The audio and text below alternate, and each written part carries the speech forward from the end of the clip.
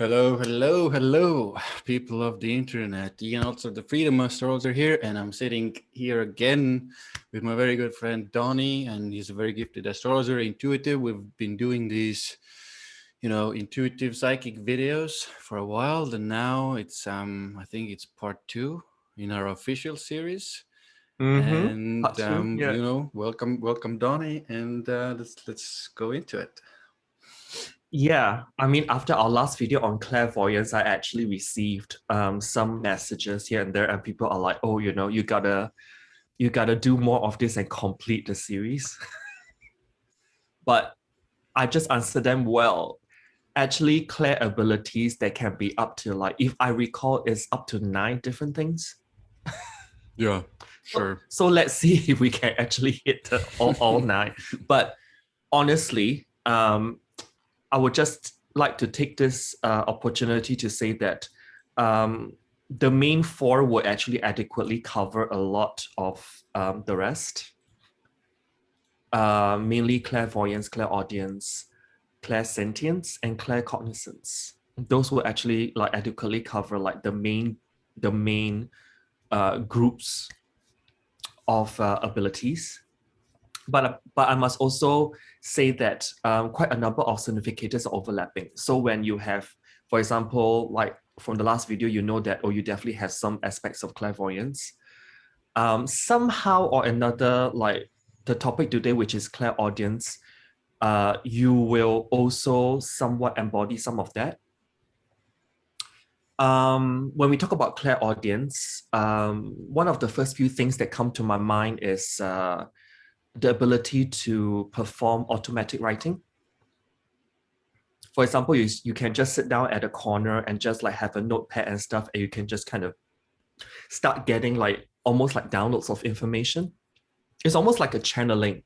It's a form of channeling, and also formal channeling, which is also a skill whereby you just close your eyes and you just can hear like words forming in your mind, and you can just kind of form messages via there. So when we talk about clairaudience, it's associated with telepathy, and it's the ability to hear very faint vibrational sound waves that emanate throughout the universe. And these sound waves resonate the vibrational patterns of people's thoughts and emotions. And more highly pitched frequencies or sound waves sustain information stored within the Akashic records. So people who have clairaudient capabilities, they can actually, when it's more developed and refined, they can actually read Akashic records. And people with clairaudient abilities can read this information. I'll just like to point out that unlike Braille, Braille, which is like reading through touch, people possessing clairaudience actually absorb this vibrational information through the middle ear.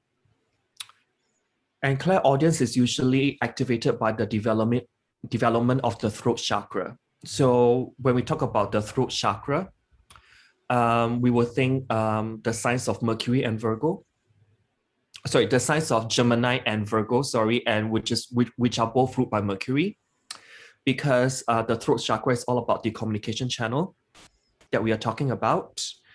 And I would say people who have clairaudience, some mystics actually refer to this ability as if you're hearing God or the word of God, or you can talk to God, for example, in that sense. And people who possess this clairaudient capability, somehow or another, at times they may be hearing disembodied voices in one's mind, sometimes externally in the environment.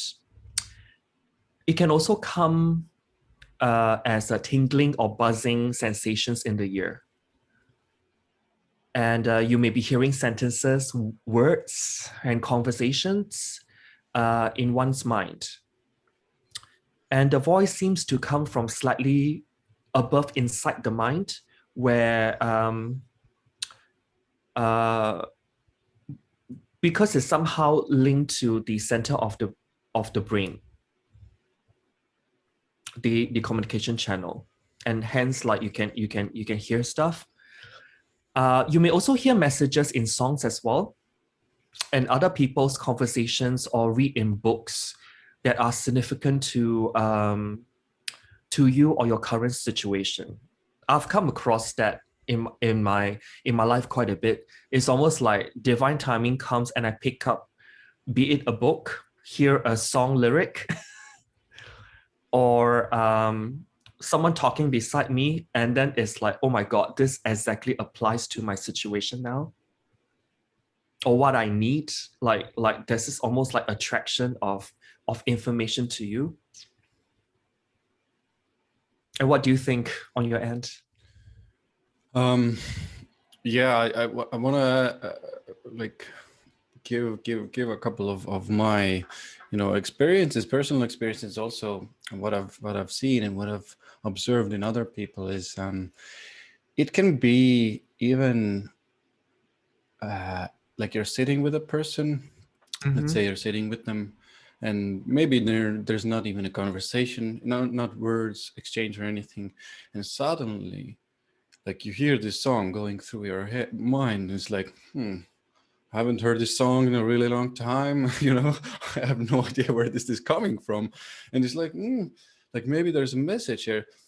And when you give that to that person, sometimes it's for you, sometimes it's for them. There's a very significant piece of information, or like you said, a lyric that will kind of switch something within the person or with you, that make like connect the dots and make sense of something they're dealing with in their lives. So this is one of the ways it's been working for myself, and I've seen others do that as well. And I wanted to also bring in dreams a little bit, because dreams are also important with clairaudience. And a lot of the times you can get a direct words in dreams, or again, like a song starts going on in the dream, and you wake up and you're like, oh, like, okay, this Justin Bieber song was just going on, and now I'm listening to it. Oh, the words, the lyrics make so much sense to this situation that I'm going through in my life, and they're helping me understand and cope with it. But this is actually, you're tuning into something greater. I would say, like Donny mentioned, Akashic records, and the other realities and realms, and other people's energies and stuff like that. And you're picking up stuff from that. And even if it is like a Justin Bieber song or whatever, like a pop song, it doesn't mean you're going crazy. It doesn't mean it's insignificant, even if you don't like mainstream music or whatever. But it's still like, give it a go and have a listen to it, because there's usually some form of message in it. I would just like to add that usually, like when we talk about clairaudient messages, it is unlikely that it will come across as harsh or tormenting. Because I like to just contrast that with voices that people can hear who are perhaps suffering from certain psychological conditions, severe hormonal imbalances, or vitamin and mineral deficiencies. They can also, on some level, develop a hearing, but it's a different thing we are talking about. I think the difference is super important there. Yeah. How did you put it? Can you please repeat it? I think it was an interesting. I mean, like when we talk about like clairaudient messages, it usually comes through with a tonality that's like, it's never harsh or tormenting. Is usually quite even and calm when it's presented to you. But for people, as I just mentioned before, who've got like psychological conditions, hormonal imbalances, vitamin and mineral deficiencies, they can also hear stuff, and that's a whole different story by itself. Those are not under clairaudience. I just want to make sure that. Also, I also find that clairaudient messages usually comes in short little spurts. It can be a one word, it can be a number, or it can be a sentence, you know what I mean, or part of a phrase, Mm-hmm. you know, like I usually call it like when someone has got clairaudience ability, it's almost like the messages come as if Yoda from Star Wars is talking to you. like it's very cryptic, and sometimes it's like it's very metaphorical in a way, and you have to like somehow like just piece the pieces how that actually fits into your situation now and what you're going through and all that. Yeah.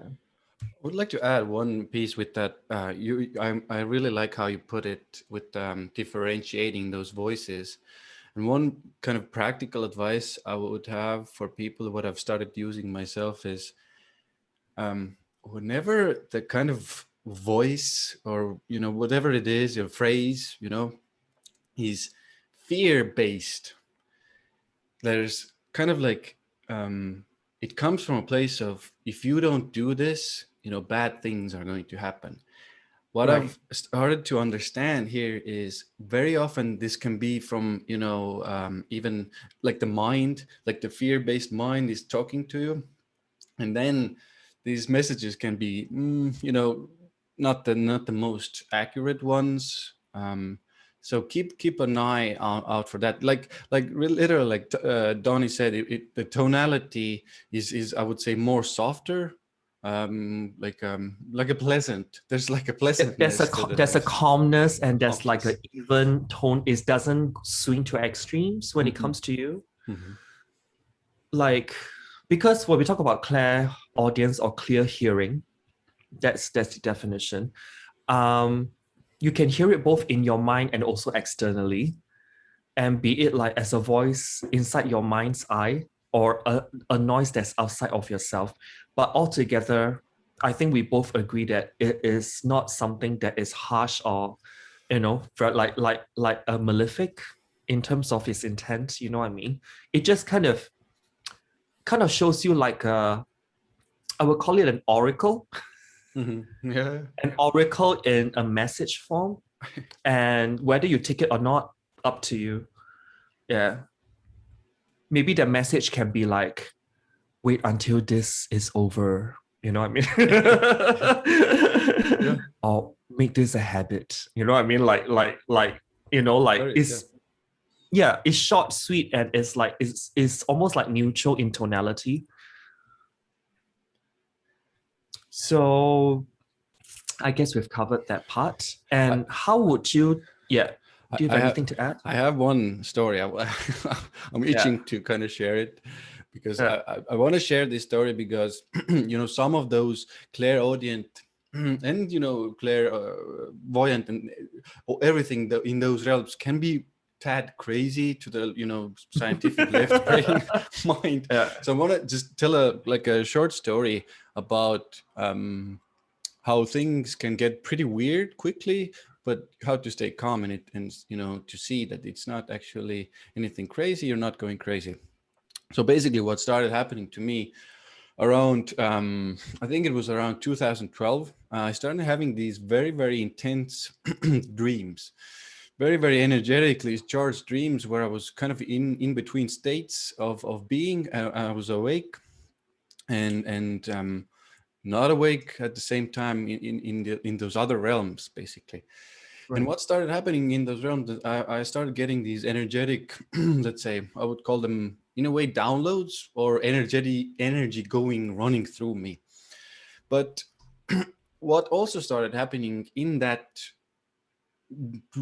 in between state was literally words and messages of what I can only, compare to a human voice. It wasn't anything, super strange or like a weird, otherworldly voice. It was still like a voice. I could really strongly hear it. And it was giving me a lot of messages. And at first, I was really, um, it was such a new thing to me. I had done, astral traveling. I had gotten out of my body and stuff like that had happened already a little bit, lucid dreaming. But you know, when you're sitting there and you're quite inexperienced in these matters, and you're like, the voice is coming, you know, the first thing is like, what the hell is going on? But in those moments when those kind of strange things can happen to you, you know, do your best to, again, to stay as calm as possible, because usually these voices, these things are giving you guidance. They're giving you, you know, things to use in your life, and how to move on with your life, and how to heal at times. And, you know, usually the feeling with these is always very, very positive. The energetics is very, very like wholesome, I would say, like a very, very good feeling, like anything I can describe. I haven't felt anything on this, you know, this realm. So usually when that is the case, things are good. You know, the messages are, you know, true for you. You know, I don't want to go into the negative parts, but whenever you start feeling, you know, bad or crappy, usually you need to start finishing that interaction in those realms. But just to, if you're experiencing something along those lines, doesn't mean you're crazy, doesn't mean you're going insane. You're connecting to other realms. Information is coming to you. Yeah. Yeah, and I guess to add on to that, as we proceed to the next segment, how to tell if you have the gift of clairaudience. I actually jotted down like certain questions that you may want to ask yourself to kind of start that process of identification, whether you do have it, that latent capability, and whether are you using it actively. I think the first question you have to ask yourself is that, do you experience things in life differently than other people around you? And have your experiences and perceptions led you to wonder if you may be picking up more of what is happening in the world surrounding you than most people? Because as with like any clair ability, you may be tapping into your clairaudience channel without even consciously realizing it or be aware of it. And if we go on to talk about signs that you may want to consider to determine if you are clairaudient in nature, I think one of the most subconscious or unconscious thing is that you tend to use the phrase such as "I hear you" or "I hear what you're saying," without even realizing you're saying it a lot. And because it's like a subconscious trigger in that way. And at times you may also hear your name being called, yet no one is there. Or you hear the radio and whispering in the distance when no one else does. Those will be the more like potentially spooky moments if you're not like careful with it. Or on a more mundane everyday level, it could be like you prefer to listen to, read, or research things, and you can learn on YouTube just by listening. You don't even need to hear, like you don't even need to like visually see it, just like kind of let the audio play by itself, and you can just learn via there. Or you could be impelled, or there's an inclination for you to be left alone with in a quiet space with a book to learn.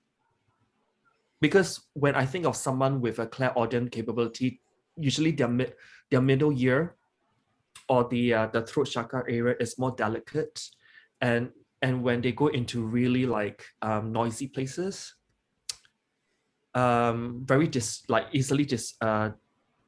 places where you easily get distracted by sensory overload in terms of sound, they get so easily flustered by that.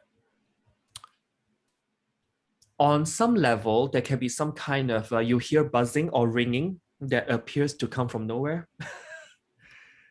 And if your clairaudient abilities are starting to open up, You might notice like a ringing sensation in your ears, or you can experience it like a change of pressure as well within your ears, particularly in the middle ear section. What other things can I say? One can also hear messages, which have a tendency to be a brief one that actually gets straight to the point. So what we just like discussed before. There can also be like a sudden inspiration. Doing the most mundane task, like cleaning your room, then you kind of like start getting like your throat chakra area, like your ears, start hearing stuff. On a more day-to-day level, it can also mean that music helps you connect better. Like for example, when I do readings, I usually have music playing in the background. That just helps me to tune into the alternate space in my head.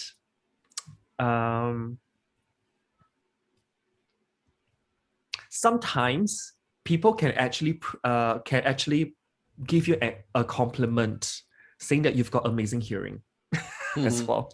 Yeah. I also discovered that people who are clairaudient, usually they are more of a listener than a talker as well.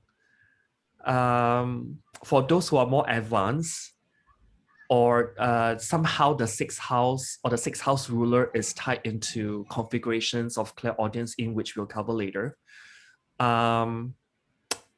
There's a gravitation to connect with animals, and for more advanced people, there's actually like a telepathy kind of ability, which is clairaudient in nature, to talk to animals, even plants as well in the house.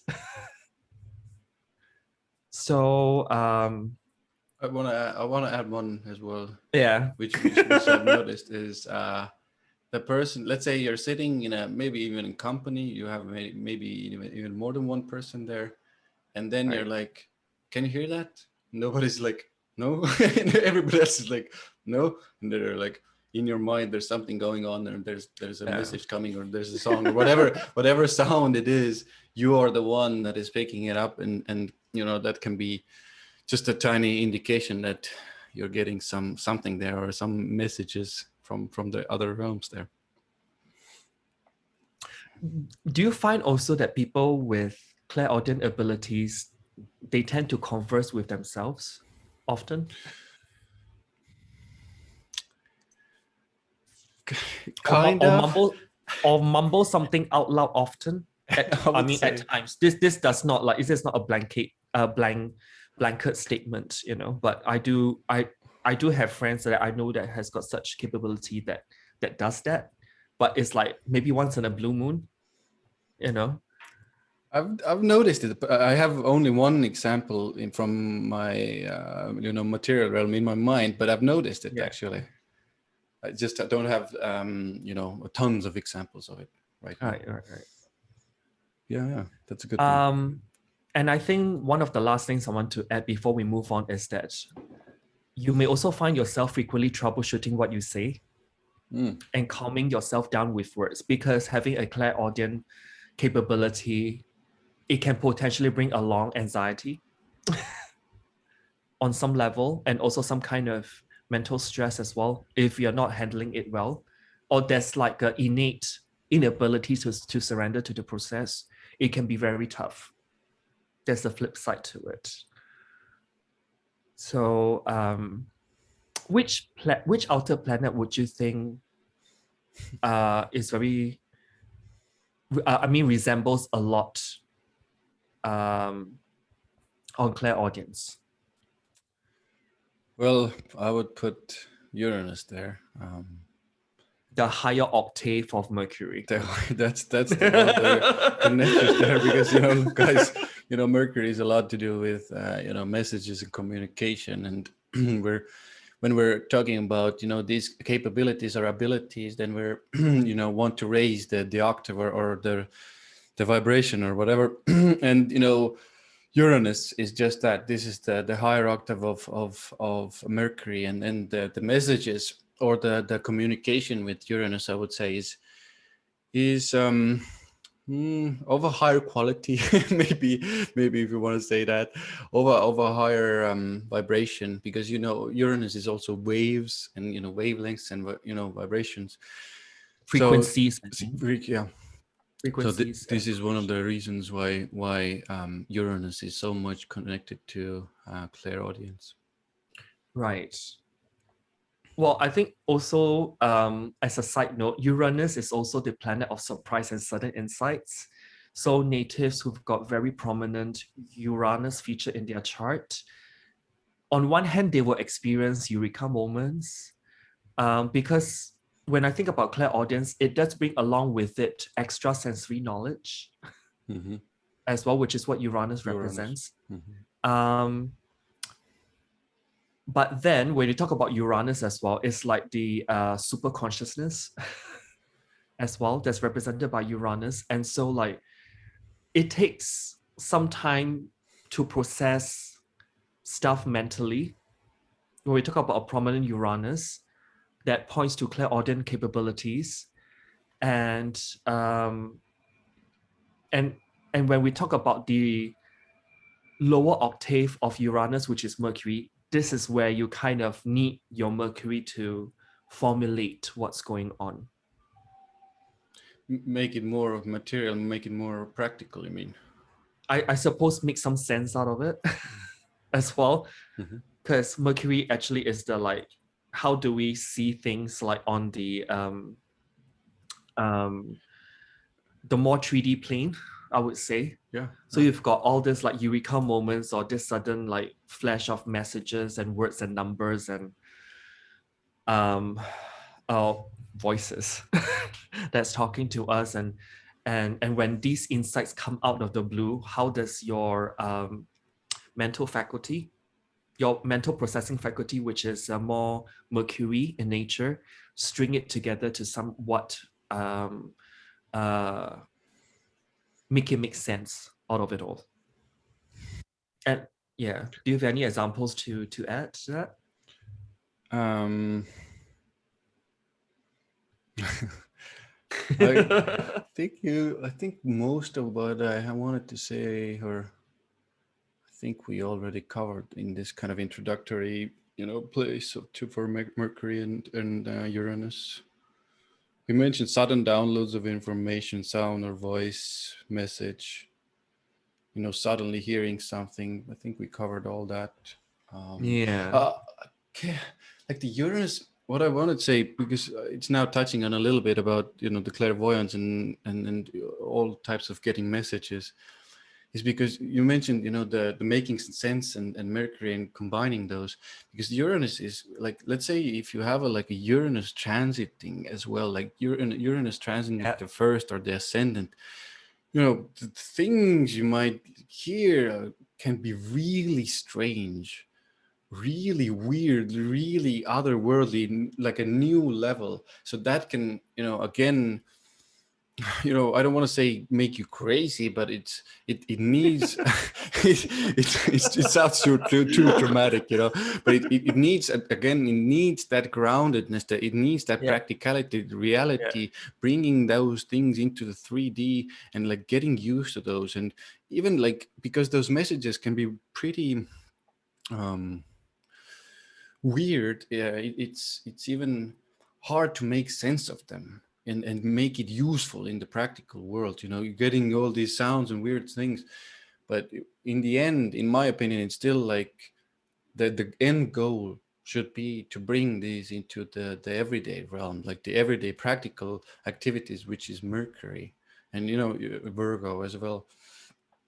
And just we need to ground these experiences. And Uranus naturally is the co-ruler of Aquarius, and by zodiac sign is actually quincunx or inconjunct 6 signs away to Virgo. And so it will take some practice when it's like 6 signs away. And it's almost like a bit of that Saturnian thing as well. As you go through it more and more, you kind of get a hang of it. Totally. It needs practice. Yeah. It needs getting used to. Yes, when something is in conjunct, it's like things will kind of always show up until you get it right by practice. And when we think about Aquarius and Virgo, they are 6 signs away, like in the zodiac wheel. So there's that opportunity for you to, okay, like, you know, hit me once, hit me twice, hit me 3 times, and I'll know what to do. You know what I mean? Like, like those kind of energy.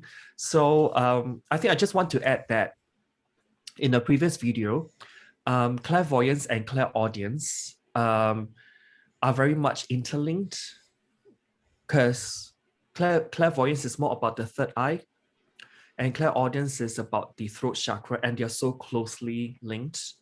It's the upper chakras.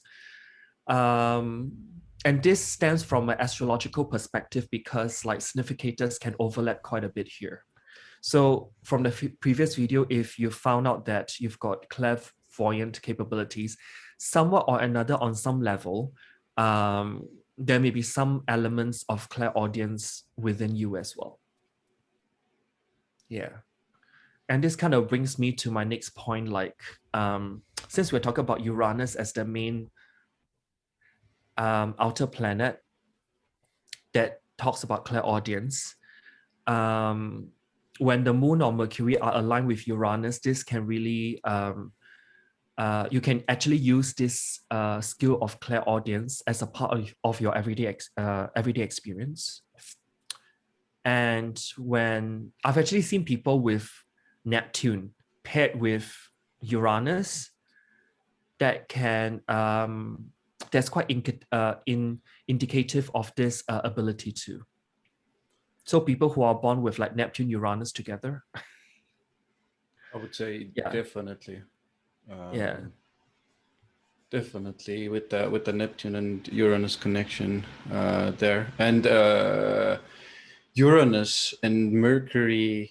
I would to say this is important. Uranus or Mercury in the 8th or 12th house is very much indicative of this as well, in important places. 3rd and 9th, I wanted to say as well. And the Houses. first house. First house, yes, totally first house as well. Yeah. Like a prominent Uranus in the first. And especially if it rules, for example, the 12th or the 8th even would kind of add to it. Oh yeah, it can also be like that by house rulership, those two planets are connected, right? Yeah. I've actually written here that Mercury in Aquarius or Pisces. Nice, yes. Very important. Yeah, or like what Ian said earlier, you know, in the 8th and 12th house. It may not be your Mercury is in Pisces or Aquarius, but in the 8th and 12th house, it can give like a hint, like a flavor of that. Mercury in aspect to outer planets. This can be Uranus mainly, but I've also seen like Neptune and Pluto can give that as well. I want to mention one of my, I guess, favorite ones with this, right, or maybe the strongest ones. Right. But it's difficult to say if it's really, you know, the strongest, or, you know, put them in a, you know, well, I suppose we can just give them a whole list, and then the more that you have, the more probable that, you know, you have that within you somehow. Yeah. And now what I wanted to say is Uranus and Mercury conjunct in the 3rd house, and the moon also there in the 3rd house as well.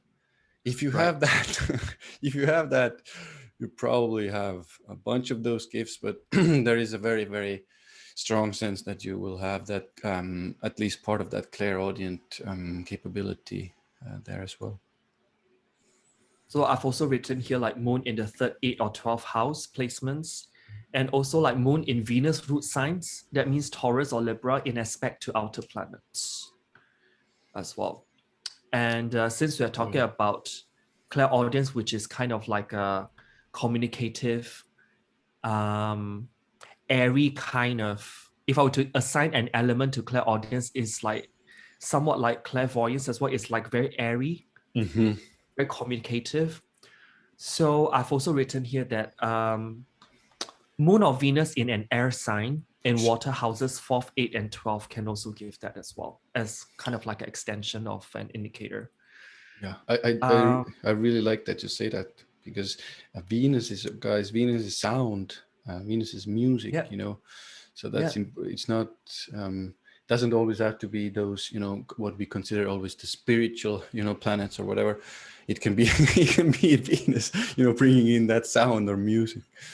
But I would love if Venus would have like an aspect, you know, from Neptune or the 12th house ruler, or something to kind of add to that Venus. In that, of course, the air sign already adds, but maybe there's an aspect from, you know, Neptune, Uranus conjunction somewhere, something that will all add to that Venus side of things. Like be it house rulerships, or like it can be like I've actually came across a client who's got Venus and Neptune in mutual reception. Oh, nice. That can also give some form of a linkage there.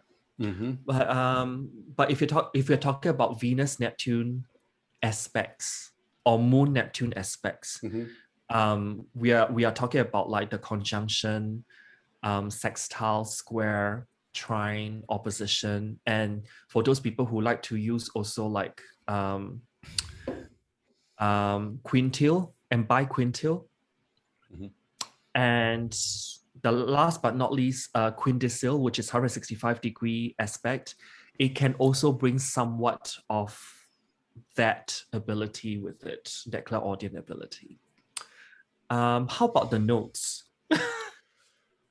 Well, the notes, yeah. I would say, again, then they kind of need to be, or they don't need to be connected, but it can be part of the story. Part of the story, I would say. Yeah. Again, the usual houses, I would say, is 12th, very much the south node or north node in the 12th, 8th also. I don't have a great example of this, but I'm thinking the 3rd and 9th maybe. I've put down here south node in 3rd or 9th house, preferably in a water sign. That can also bring some of that with it. Since we're talking about clairaudience, the south node can also be an air sign as well, in the 3rd and 9th house, for that matter. Yeah. And I've also put here that because we're talking about sensory perception, right? The 5 senses, so it's very much like a 3rd house kind of energy. So I've also put down like Uranus in the 3rd house. Oh, yes. With aspects to personal planets. Neptune in the 3rd house as well. Somehow linked via connected via aspects to other personal planets in your chart, or via like a ruler of an important house that we talk about, like 4th, 8, 12, 3rd, 9, and 1st. Stelliums, 3rd house stellium and 9th house stellium. Like I've found that one like having that clairaudient like impact as well on the person. I want to add 8th and 12th as well, stelliums there. Yeah, because if you have, if you have 8th or 12th there as well, I think like the clair abilities are abundant, you know, and most likely it's going to be clairaudient as well. And I think the last point that I've jotted down is from a client's example. Like she is Gemini rising with Mercury in a water sign and is aspected to the outer planets. If I'm not wrong, her Mercury in water sign is actually connected via aspects to all 3 outer planets. That's her ascendant ruler. So a lot of things coming in there. Yeah, I mean, she's been lost for quite a long time until she attended workshops to kind of put like explanations how she's feeling and give like her experiences some context that, oh, okay, like this is what it's about, you know, and all that. Nice. Yeah, I think that's all from my end, like thus far. I have one more personal story I would like to Yeah. share, because this is one of the examples I brought here because it's very practical. It might not seem much at first glance, but I think I want to share this because it's important to show how this can work in real, practical, tangible, everyday activity life. Now, it was a couple of years ago. I was at a grocery store. I was, I think I was driving somewhere to my family's country home, and I was standing there with my grocery, bag full, and I was waiting to check out and pay for my groceries. But the thing was, there was only like I think there were two registers open, and the place was quite packed. So I was behind, like pretty well back behind the line, And I was just minding my own business. I wasn't doing anything, super spiritual. I wasn't doing like praying or meditating in that line. I was just minding my business, looking at people, waiting my turn. And what started happening is, suddenly my glance went like it was almost like I had to look at the next register. And I was looking at the next register, and it was closed. There was even a sign that it's closed. And suddenly I heard a voice that's like, "Go now, go there, go now." And at first I was like, "Ooh, no, because it's closed and I would lose my spot in the, I don't want to wait. I wanted to get out of there. And then the voice was, "Go now, go now, go now." I was like, and I think I had just done, kind of like learning to trust these kind of voices and things, a course and the mentorship stuff. And I was like, actually, I was like, fuck. I was like, fuck. Okay. But I went anyway. And I was like, seemed so weird for my logical mind because there was nobody there. There was a lot of people around me. I was literally like even thinking that they would think that I'm crazy, that I'm going there just to, stand there. But the second, basically, I made that first step towards that register, the lady that's the other employee came from behind behind the wherever they spend their breaks. The minute I stepped into that register, the lady came and opened up the register, and I was the first one there, and I got really easily. The conversation was great. Everything was great. Just I wanted to give you the guys this because these voices can seem very strange. They can seem crazy, especially to the logical, like, whoa, no, mind. And what you can do is start to test it out in easier scenarios, like literally very grounded scenarios when there's no danger, there's no kind of bad things can happen. Simple scenarios, and trust this, and you can see I have a life. question for you though. Go Do you ahead. reckon that because the voice actually originates from within you and not from like outer Hmm. circumstances, now that you've got like all these experiences that you've like accumulated, Hmm. do you think that it's actually your intuition or higher self that's voicing things to you or sending you messages? I've been, I've been thinking about this for a very long time. It's very hard for me to kind of say 100%, this is my higher self, or this is, Your intuition talking to or you. in my intuition. Right. It's very hard for me to differentiate between this, but literally, like what we talked about during those beginning moments where like the tonality is different, the kind of Mm. guidance is different, like it's more pleasant. It's like go now, go. There's nothing like there's no forcefulness, but it's still like go. And I guess I hope it's my higher self in a way, and Yeah. maybe in a mixture with my intuition. That's the best I can give you with my logical and scientific mind as well. There. How much of that Virgo-ish discernment capability have you developed like along the years? Has it Mm. gotten like better or Oh, a lot better, a a lot lot better? better, Okay. because it's again like the practicing, like learning to practice, learning to Yeah. let go a little bit. Use that side, but let go and trust as well. Mm. I guess my best advice with when you have South Node in Virgo and North Node in Pisces. It's like, yeah, Yeah. think about it, but then let go and trust and use that intuition, higher self connection there. Yeah.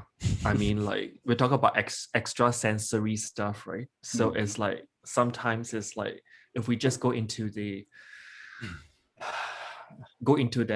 straight away go into that fear or try to like psychoanalyze every single little thing, then it's just gonna drive us crazy. Totally agree. Need to let go of Do you that. have any charts to kind of show that what we are talking about, or the Oh yeah. significators? Oh I yeah, guess that would be guys. helpful for the audience too. Guys, Okay. this time we have examples. This time we have examples. Let's see. Beep Right. boop. Can you see it? Yep. So, And Edgar Casey. I picked this one like almost by accident today. Um, but something in me was kind of like wanting to make it more tangible, wanting to show something. I don't know, make kind of like even prove the things we are talking about here. right. And one of the biggest names, let's say, in the spiritual channeling, clairvoyant, clairaudient world ever, I would say, is Edgar Casey. And I went to check his chart, and this is a whole sign chart. You can also check Placidus. I check both are pretty good Yeah. examples, but maybe the whole sign really drives this point home. Mm. Is the first thing we can see here is, you know I'll I almost lied. The first thing I saw actually was this stellium, intense stellium in the eighth house with the North Node in the sign of Pisces. Like, even if you don't have any other indications and you have this, I would say, mm, there's a pretty good chance you're quite plugged in, you're quite connected. There's some form of clairvoyance, messages, intuitions, a lot of stuff happening already there.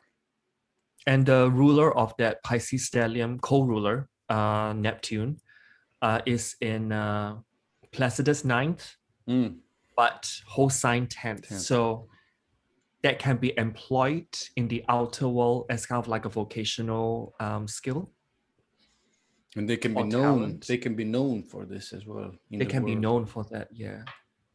But thank God for that Neptune in the grounded sign of Taurus. I'm really glad. I'm actually really glad you pointed this out. But Yeah. because one of the things, I think this is my idea of how things here work is, you guys, when you have so much of this water energy, it can be sometimes so, you can be so open to these realms and da da da, and getting so many messages without the earth. You can see there's so much earth in his chart, actually. Mars, Jupiter, Neptune, with Moon, Pluto, all in earth signs. So this is actually a pretty good indication that you can also ground these kind of weird senses, weird messages. You make sense of these and actually offer these to the people, offer these to the public, which Edgar, quite nicely did in his lifetime. And I think if we consider the traditional and modern ruler, Jupiter and Neptune, which both co-rule Pisces, they are both in Earth sign and trining each other close to exact. Mm-hmm.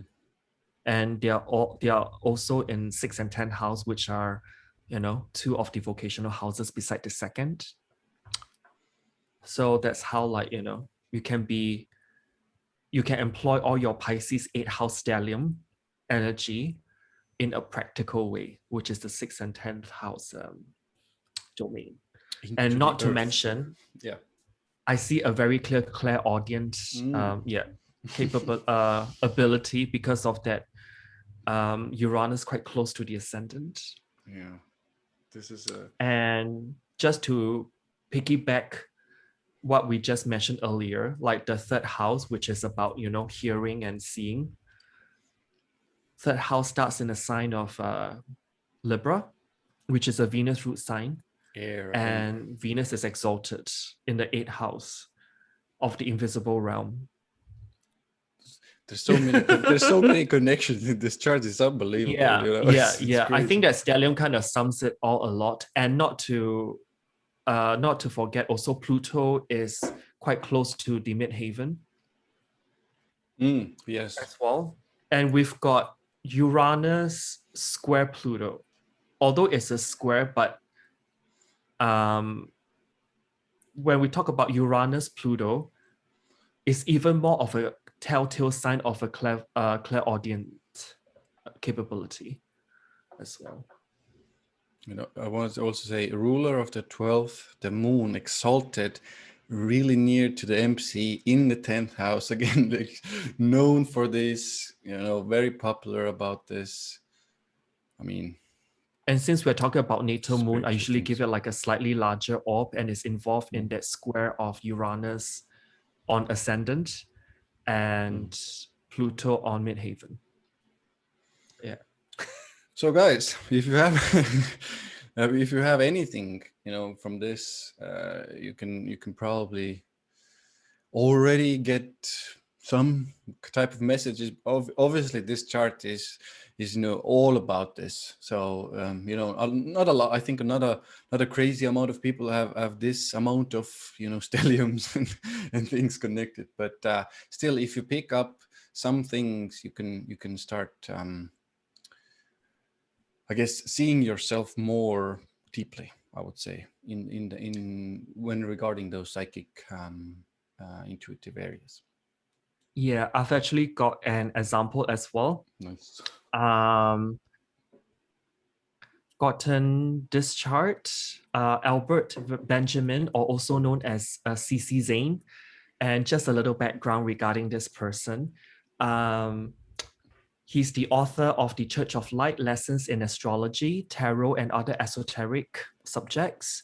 And his work actually provided a foundation for astrological education in the USA for several decades. And if we actually look at his chart, of any telltale signs of like clairaudient capabilities, first and foremost, you can see there's a lot of inner planets in the sign of Sagittarius. In the first house, I'm using Placidus house system, not whole sign. But then you can see in this person's case that Uranus is also angular. MC. Conjunct the MC. And then the ruler of that Uranus, which is Mercury, is in Sagittarius as part of that stellium with Venus, Mars, and the Sun. And in the So house there's of joy, really like a house of joy, Mercury as well. Yes, house of joy in the first house, and Mercury is a mutual reception with Jupiter, which means Mercury and Jupiter are occupying each other's signs, so they are talking to each other in that sense. What else can I see? North Node in the 12th in Scorpio, I would say as well. North Node in North Node in the 12th in a water sign. In a water sign. In a water sign some more. And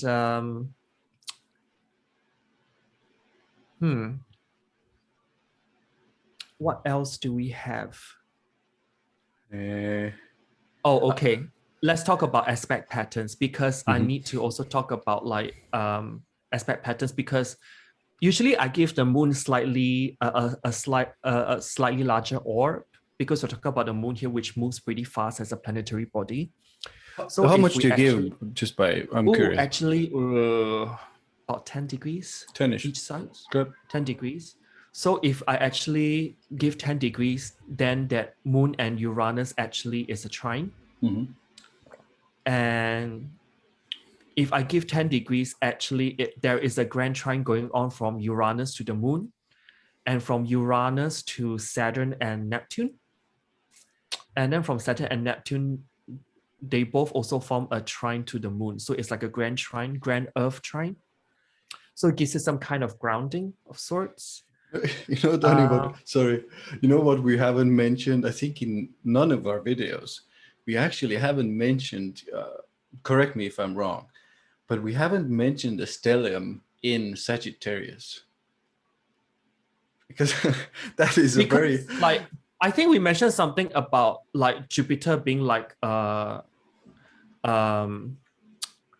what do you call it, easy access. like Sagittarius rising and all that. But if I were to just point out, like I think we're going to cover in subsequent episodes, Nice. because when I think if I were to choose a planet that actually talks and assign that to a certain clair ability, I would say that claircognizance will be ruled by Jupiter mainly, but you know, till we hit the episode later. You know what I mean? Yeah, yeah. But so we have a grand Earth trine with like 4 planets, Moon as the only personal planet, but yet it's a very important planet to look at when we talk about clair abilities. That's like connected to Saturn, Neptune, and Uranus. That is already one of the indicators. And then we've got a T square, which involves the stellium in Sagittarius, opposing that Jupiter, all squaring and pointing to that Uranus on the MC. So it's like 2 aspect patterns that has like Uranus involved, and then the T square just kind of bring that laser focus to that Uranus. I want to say it's a bit wide, but Mercury is also square in that square with that Uranus. It's 6 degrees. Oh, usually square I give 8 degrees, so it's well within orb. Yeah, Yeah, yeah. Maybe Venus is a bit far, but yeah. So like sign-based Venus. Yeah. yeah, but sign based definitely. And so you've got like all this like 2 aspect patterns, a grand Earth trine if we allow wider orb for the moon, and a T square, a mutable T square. Did you mention he was because I don't know this person actually. Right. Was he like a cult leader or something? Did you mention that or? I mean, he basically like served as a very important person to kind of build the foundation for astrological education in the USA for several decades. Uh-huh. Yeah. Okay. No, so Yeah. not a cult leader, basically, You as I you can understand. say you can say that, because the thing is that I mean when we talk about a cult, right? Oh my God. Occult responsibilities, isn't that Neptune and Saturn? Occult is Neptune. Responsibilities is Saturn. That's in that Earth grand trine with the moon and Uranus. I was just looking at that North Node in Scorpio, Yeah. and I mean that can in the And 12th. Pluto is also angular, which co-rules Scorpio as well. And Pluto is together with Chiron, another intuitive marker, which I mentioned, I think, like 2 episodes ago. Chiron is also involved. But do you know about his history? Did he like get abusive or no? Was he like considered like a a wholesome cult leader or a teacher? I don't, you know. I didn't really like read like the Yeah, whole yeah, bio, yeah, but I yeah. know that he's That's a fine. very instrumental person Mhm. in the 1900s for like That's true. yeah, like be astrology, tarot as well. When someone who's a tarot reader, usually they've got some form of clairvoyance, clairaudience, just name a few, or clair sentience and cognizance. I think we'll go on to that, in subsequent episodes, and other esoteric subjects. So, I mean, if we talk about clairvoyance, to bring it back, the 3rd Placidus house would be Aquarius, And the ruler which is is the which is MC. already a very clairaudience sign. Because we talked about earlier Uranus as the main planet we look at for clairaudience, and the ruler is Uranus. That's heavily emphasized in the 10th house with the MC of midheaven. And if we look at the traditional ruler of Aquarius, which is Saturn, it's together with the occult planet of Neptune. Is that a square from Jupiter as well? Oh yeah, yeah, of course. It's from to the Uranus, yeah. Yeah. Okay. So occult responsibilities for work. and actually that T square, although it's like hard aspects, it does give that dynamic action to really pull his Earth Grand Trine into motion. It's I'm again glad you mentioned it, because again, this person, remember guys, we from the previous example, that person also had Earth in it as well, so it's kind of good for them, or easier for them, to ground that, you know, weird, whatever you want to call it, energy into the earthly realm. So you can look out for those things as well, like supportive earthly aspects, let's say, or positions, or even houses. Or houses, yeah. Yeah. To help you kind of ground that, your unique weirdness into the earthly material realm. I mean, in this case, thank God the common denominator of that white grand Earth trine and that T square is that Uranus in the analytical sign, analytical Earth sign of Virgo. So that kind of helped him along pretty well. Because Virgo, as we know, is about the discernment, right? So I've actually seen people with Uranus that's like angular in the 10th house, like exactly conjunct the MC, that they can have a word with God. Yeah, I would call that. And they can receive the word from God. Because the midheaven is really like the highest part of the sky at the time that you were born. And Uranus is like really high up there in the sky. So it's like you're talking to the sky gods. Yeah. And also receiving their messages as well. Exactly. You're getting downloads from them. You're getting... Almost. Yeah. I've also seen people like Uranus angular in the 10th house, or like even better conjunct the MC, that they are channelers. And for his case, he's got that square between the higher octave of Mercury, which is Uranus, and Mercury itself. And Mercury is in Sagittarius. Yes, and Mercury is in mutual reception. Mercury is in mutual reception with Jupiter. With ye good old Jupiter there. You know? Yeah. So like all three are linked. So this is a very interesting chart to kind of bring this episode to a close. Oh yeah. Covered a lot again, I think. And guys, let us know if you enjoyed those, you know, chart examples as well, because we'll probably bring more of those anyway. But yeah, let us know in the comments what you think. Yeah, because I find illustration from examples would be very useful for like, okay, like this is like for people who are not able to visualize it. This can really be. Yeah, this can really be like a much easier way to absorb information of, especially the astro significators portion of this video. Because yeah, it's sometimes, you know, very detailed and analytical and more left-brained, you know, guys, as well, and this will help you all kind of ground it into the earth, hopefully. So to the next episode, Ian. until we do this again, yeah, guys, we're planning on doing at least a couple of more of these, and we'll see from that. At least the main Clair abilities, the main ones that people are familiar with. And guys, if you want to get a reading with me or Donny, or a consultation, you know, the links will be in the description box below. Just click on those, and we will be glad to help you with anything. And see you next time. See you next time. Bye, guys. Bye.